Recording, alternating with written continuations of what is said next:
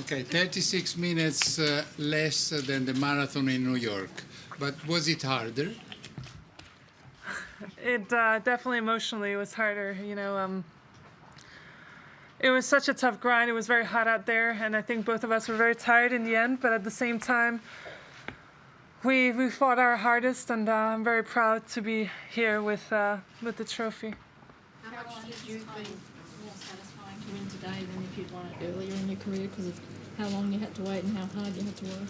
I don't know. I'm just happy that I won the title, and it's really special to, start off the year like this. It's incredible, and it was a very special moment for me out there on court today. Caroline, tell me what you were thinking in the final set. I believe the score was 4-3. What was going through your mind at the time? Were you nervous? Was there doubt creeping in? How did you get through it?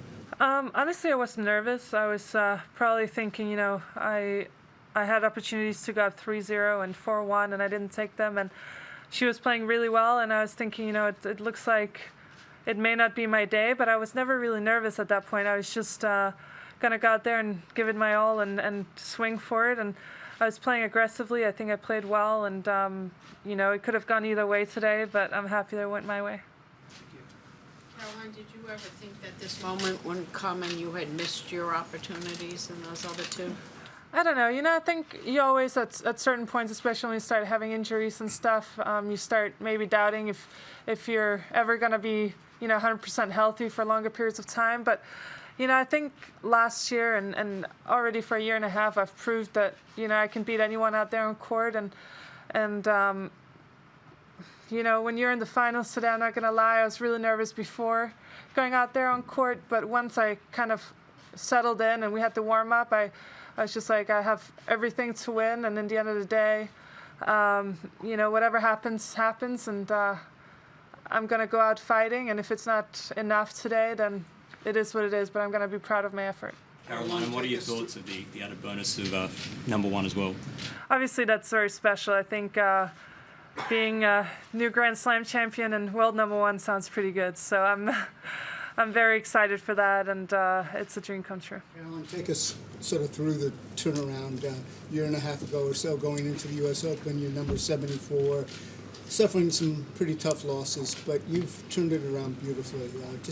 Was New Haven important, or just what's the turnaround? No, honestly, I think just I'd been through a lot of injuries at that point, and then you start losing to some players you're not really thinking you should lose to, and it's frustrating. But in practice, I was hitting it very well, and I was like, I'm hoping that eventually it's going to turn around. And I made the semifinals of the U.S. Open, and since then, I've been playing really consistently and really well. And being here tonight as a Grand Slam champion, Australian Open champion, it's very special. Daphne here is going home with me tonight, and I'll be cuddling with her. So yeah.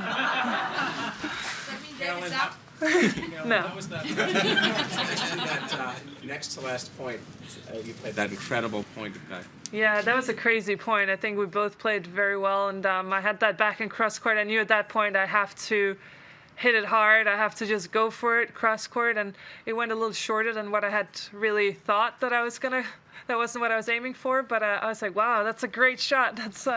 I'm gonna take it. And then the last point, she played very aggressively. She had a short second serve. I went in, I played aggressive, and I started off the point that way. And then she was playing aggressive, and I was just trying to fight it off and playing it deep. And I hit a couple of framed shots, and there's a lot going through your mind at that point. You're like, no, I had an opportunity. I should have hit it a little bit differently. But when I saw that ball go into the net, it was just, it was crazy emotional. Caroline, is it something of a relief this time around when you're #1? None of us can keep asking you, when are you going to win a Grand Slam? Honestly, I think that's one of the most positive things about all of this. I'm never going to get that question again. I'm just waiting for the question, when are you going to win the second one? So right now, I'm just happy I have this one, and I'm going to really enjoy this moment. As a Liverpool fan, you'll know they've never won the Premier League. They've come close on a couple of occasions. What message do you hope this victory sends to them, and what are your hopes for them? Impossible's nothing, so that's what I have to say. And obviously, I'm sure eventually it will go well for them.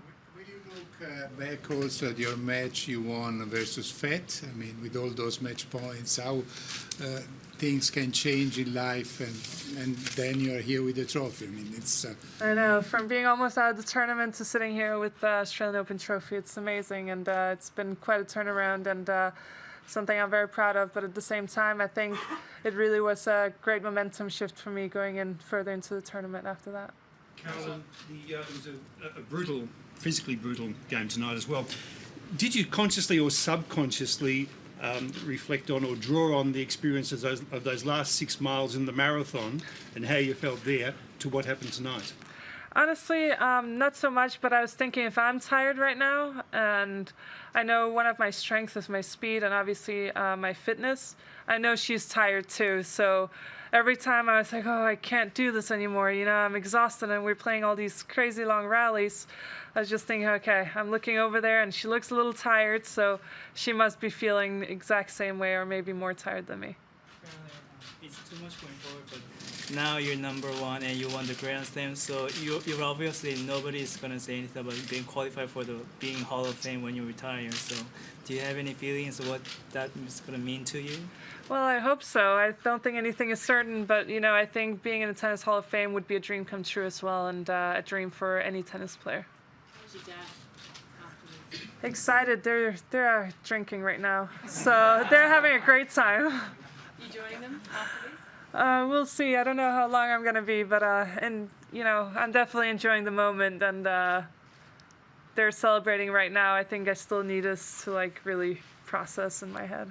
I assume you've seen the tweet from Serena. What do her words mean to you? Yeah, it means a lot to me. Obviously, she's a great friend of mine, and it means a lot that she was supporting and following, and you know, she's just the best. It's awesome. People have talked about saying that you need to play a certain kind of way to win a Grand Slam. You weren't playing that way before. Do you think that you changed your game in some way that made this milestone possible? I think you keep improving at all times, and you try and be better, and you try and find ways that you can improve your game. And in the end of the day, I think getting older and just more experienced and really believing in your abilities, I think that's definitely helped. Caroline, having waited this long, you're not going to retire, are you? Right now, I'm going to go home and sleep with Daphne, and I'm going to enjoy this moment, and I'm not really thinking too far forward. Listen, for many years. Oh, sorry. Oh, you talked about your nerves. Obviously, it's an evening match, so how tough was that, sort of having the whole day building up to it, and how did the nerves manifest themselves? I think actually, yeah, I was nervous this morning, but I was more nervous yesterday, and I was just going through the same routines, and we were going to go out for dinner and all of that. And then this morning, I actually managed to sleep quite a bit, but yeah, the last few hours before the match, I was like, okay, let's just get this going. And I was thinking, I was coming here probably 3 hours before the match, and I was like, okay, in 5 hours from now we'll have a winner and we'll know what's happening. And I was just like, okay, let's just get the warm up going, let's get a sweat going, and that kind of helped. And then once I was out on court and we were warming up, I felt surprisingly very calm, and I went out there and just went for it. You know, it was. I wasn't nervous in the first set. I think I got more nervous in the third set, but I was too tired to really think too much about it. Caroline, you apologised twice to Simona out there at the presentation. I mean, how badly do you feel for her? You're in exactly the same position. Both of you lost 2 slams. How badly do you feel for her? I think I knew going into the match that one of us is going to be extremely excited and very happy, and the other one is going to be very disappointed and you know, very sad. So I obviously feel very sad for her, but at the same time, you know, I'm very happy for myself. But I can only imagine. I think I didn't want to think too much about how it would feel to win before the match, because I was like, in case I don't, you know, it's going to hurt even more. So I was kind of trying to think of both scenarios and just really just go in calm and just try and focus on this as a normal match as anyone else. But I'm sure she's, you know, it must be hard for her right now. And did you see her again when you got back to the locker room? No, I haven't seen her. Has it been very difficult for you to be the only Danish player who's doing well since many years. Because before we had the Ulrich, the Leslie, you probably haven't even met them. I actually have, yeah. You have, good.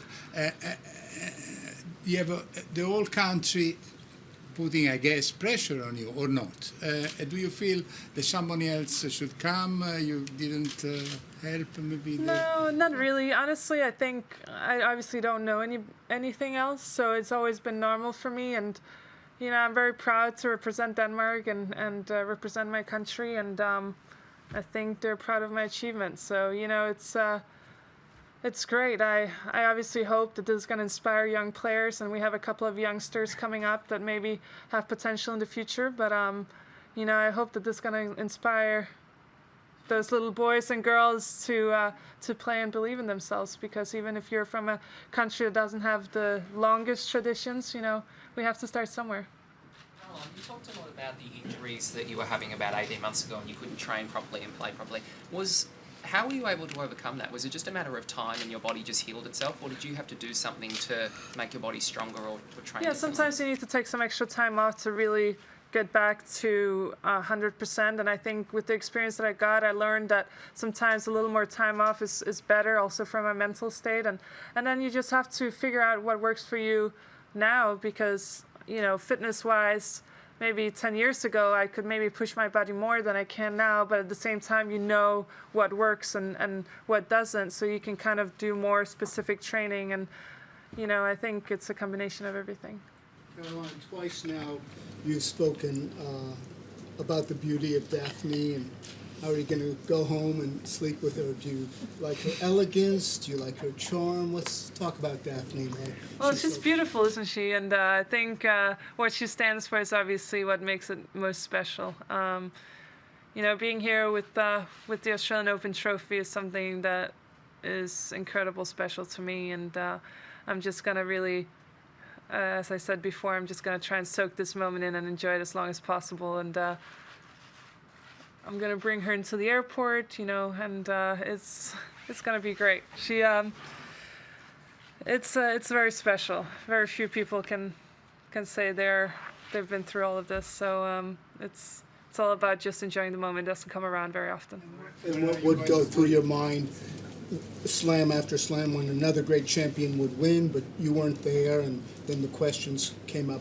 What was your self-talk about those experiences? Honestly, to be honest with you, regardless, you know, I think I've had an incredible career, and at the end of the day, I think a lot of people would like to be in my position, and honestly, you know, nobody knows how much work and dedication you put into it, and you know, all I could tell myself was, you know what, you've given it everything you have, and if it's gonna happen, it's gonna happen. If not, then at least you know that you've given it everything you've got, and you can be proud of any achievement. But obviously, you know, having a Grand Slam to my CV is what caps it off, and really, I think, shows my whole career as a whole. You have other 28 trophies. Where do you put them, and where this one will be put? Close to the others or in a separate place? Well, my parents have most of my trophies. Actually, all of them. I think I have one of the US Open runner-ups in my apartment in Monaco, but I have some like nice decoration on top of it. And I don't know. I haven't thought about it yet. All I know is that I'm going to bring her home and then decide where to put her later. Probably at my parents' place for now, and then we'll see.